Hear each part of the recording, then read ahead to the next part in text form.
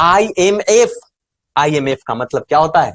IMF का मतलब होता है इंटरनेशनल मॉनेटरी फंड, जो इंटरनेशनल ऑर्गेनाइजेशन है, अंतरराष्ट्रीय संगठन है, जो वित्तीय मदद करती है वो अपने सदस्य देशों को, जो कि वर्ल्ड बैंक के साथ कोऑपरेट करती है। आपका इस बैंक से हमें लोन लेना पड़ा ना। क्यों लोन लेना पड़ा? क्योंकि हमारा मैनेजमेंट सही नहीं था। तब प्रधानमंत्री के तौर पर पीवी नरसिम्हा राव प्रधानमंत्री बने, और वित्त मंत्री की जिम्मेदारी जो है मनमोहन सिंह के हाथों में दे दी गई। वित्त मंत्री की जिम्मेदारी किसके हाथों में दी गई? मनमोहन सिंह। और मनमोहन सिंह एक बहुत बड़े इकोनॉमिस्ट, जिनको इकोनॉमी की समझ है, जिनको अर्थव्यवस्था की समझ है, जिनको अर्थशास्त्री हैं वो, तो उन्होंने अपनी अर्थव्यवस्था को अपने तरीके से मोल्ड किया, उन्होंने बदलाव किया, उन्होंने मैनेजमेंट में चेंजेस किया, और परिणामतः यह है कि आज भारत विश्व की 5वीं सबसे बड़ी अर्थव्यवस्था है। India is the 5th largest economy in the world because of the economic reform in the 1991। हम लोगों ने एलपीजी लेकर आया, जिसे आप लिबरलाइजेशन, प्राइवेटाइजेशन और ग्लोबलाइजेशन कहते हैं, जिसे आप उदारीकरण, निजीकरण और वैश्वीकरण कहते हैं। उसके बेस के आधार पर आज भारत देश 5वीं की सबसे बड़ी अर्थव्यवस्था बना। किस बेस के आधार पर? मैनेजमेंट। अगर मैनेजमेंट वीक है, आप चाहकर भी आप डेवलप नहीं बन सकते हैं। अगर मैनेजमेंट के अंदर में कमियां हैं, आपको कभी आगे नहीं बढ़ सकते। मैनेजमेंट के अंदर में लूप होल है, मैनेजमेंट अपने काम के प्रति सक्रिय नहीं है, इकोनॉमिक ग्रोथ नहीं होगा। चाहे कितना भी इन्वेस्टमेंट कर लो, चाहे कुछ भी कर लो, इकोनॉमिक ग्रोथ नहीं होगा। हमें किसे ठीक करना होगा? मैनेजमेंट। और इकोनॉमी का डेफिनेशन क्या कहता है, और इकोनॉमिया शब्द क्या कहता है ग्रीक वर्ड में? मैनेजमेंट, हाउस होल्ड मैनेजमेंट की बात करता है।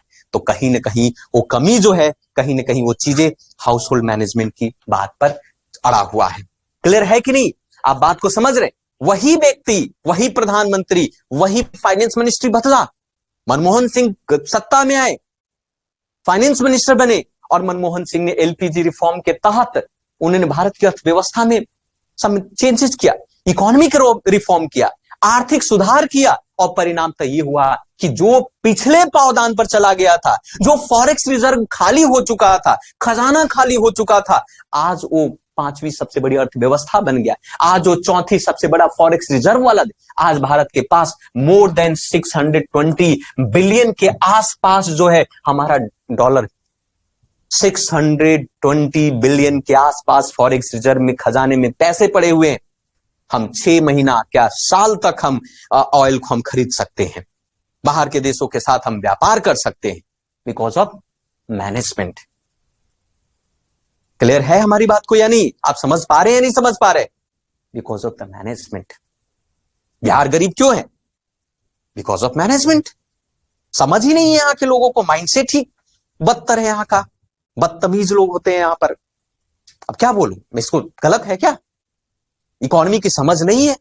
सत्ता में भी लोग किसको, दामाद को लेकर आ रहा है, जैसे मानो लगता है कि दामाद चुन रहा है। सत्ता योग्य लोगों के हाथ में होनी चाहिए।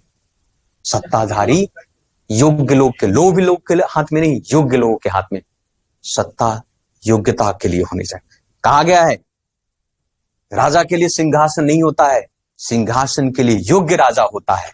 यानी सिंहासन का चुनाव, सिंहासन योग्य राजा को चुनता है।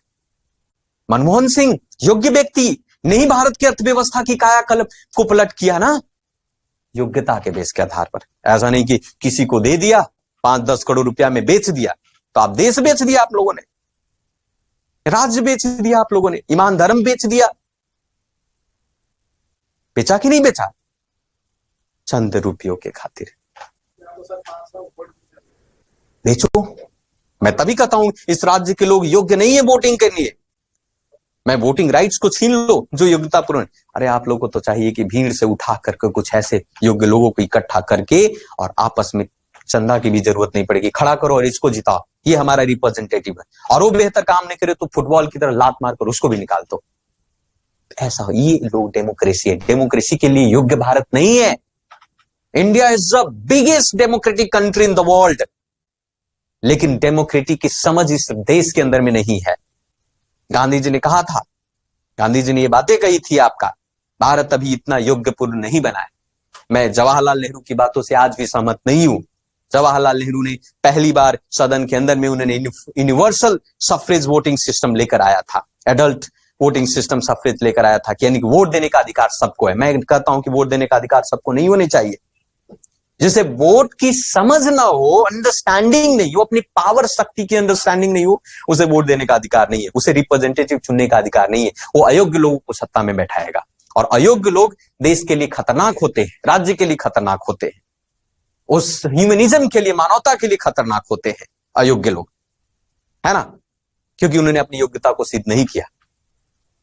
ये इकोनॉमी है सर, कंप्लीट इकोनॉमी है। नहीं तो भारत के पास इतनी पोटेंशियल है कि भारत दुनिया का डेवलप्ड कंट्री बन सकता है। भारत के पास पोटेंशियल, अभी कहा ना 2027 तक India will become a third largest economy in the world, तीसरी सबसे बड़ी अर्थव्यवस्था बनने वाली है। पर कैसे? Is it possible? संभव है? बिल्कुल नहीं बनेगी, संभव नहीं है।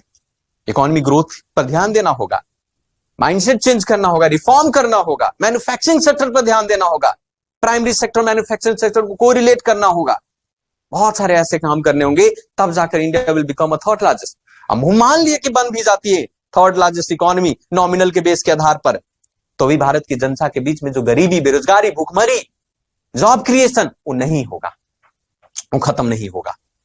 इकोनॉमी यही कहता है, डेटा यही कहता है कि नहीं होगा तो नहीं होगा।